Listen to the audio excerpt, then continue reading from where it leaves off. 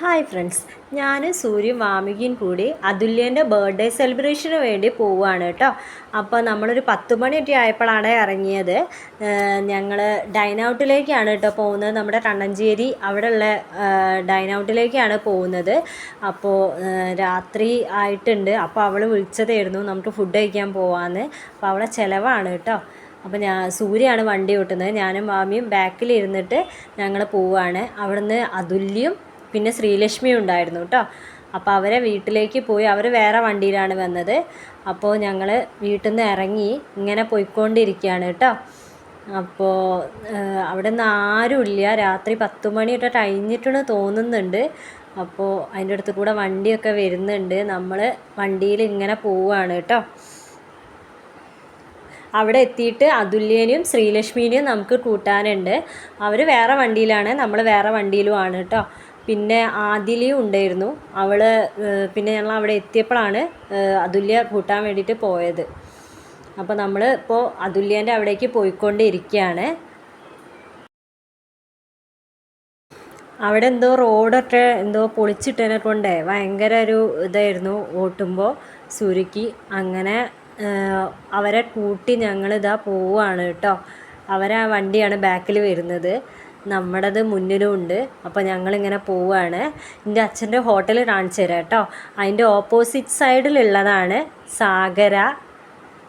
കാണുന്നുണ്ടോ എന്ന് എനിക്കറിയില്ല. അതാ അപ്പുറത്ത് സാഗര, അതാണ് അതുല്യയും ശ്രീലക്ഷ്മിയും.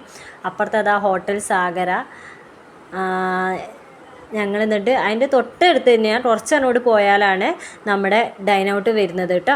അങ്ങനെ ഞങ്ങൾ പോയിക്കൊണ്ടിരിക്കുകയാണ് റോട്ടിലൂടെ. അപ്പോൾ കുറച്ച് വണ്ടികളും കാര്യങ്ങളൊക്കെ ഉണ്ട്. അവിടുന്ന് ഞങ്ങൾ എത്തുന്നത് തന്നെ 12 മണി കഴിഞ്ഞപ്പോഴാണ് കേട്ടോ. വാമികയും ഞാനും. എന്തോ വാമിക്ക് ഭയങ്കര ഇഷ്ടമാണ് രാത്രി പുറത്തേക്ക് ഇറങ്ങാൻ കേട്ടോ. അപ്പം നമ്മളെ ഡൈൻ ഔട്ട് എത്തിയിട്ടുണ്ട്. ഇനി വണ്ടി പാർക്ക് ചെയ്യാം കേട്ടോ നമുക്ക്. ഇത് ഡൈൻ ഔട്ടാണ് കേട്ടോ. കണ്ണഞ്ചേരി ഉള്ള എല്ലാവർക്കും അറിയായിരിക്കും. ഇതാ അതുല്യ, ഞാനും വാമികയും ഉണ്ട്.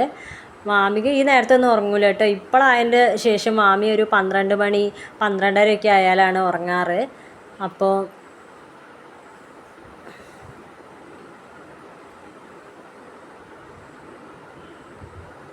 അങ്ങനെയാണ് ഉറങ്ങാറ് കേട്ടോ. അവിടുന്ന് ആമി, ഇത് വാമികൻ്റെ ഫ്രണ്ടാണ് ആമിയും വാമിയും രണ്ടുണ്ടായി ഭയങ്കര ഇതാണ്.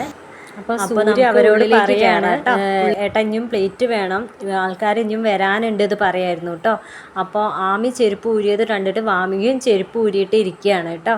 അവർ ബെസ്റ്റ് ഫ്രണ്ട്സ് ആയതിനെ കൊണ്ട് ചെയ്യുന്ന അതേപോലെ തന്നെയാണ് ചെയ്യുക കേട്ടോ. ഒരാൾ ചെയ്യണ പോലെ തന്നെയാണ് രണ്ടാളും ചെയ്യുക. അപ്പോൾ ഗ്ലാസ്സൊക്കെ വന്നു.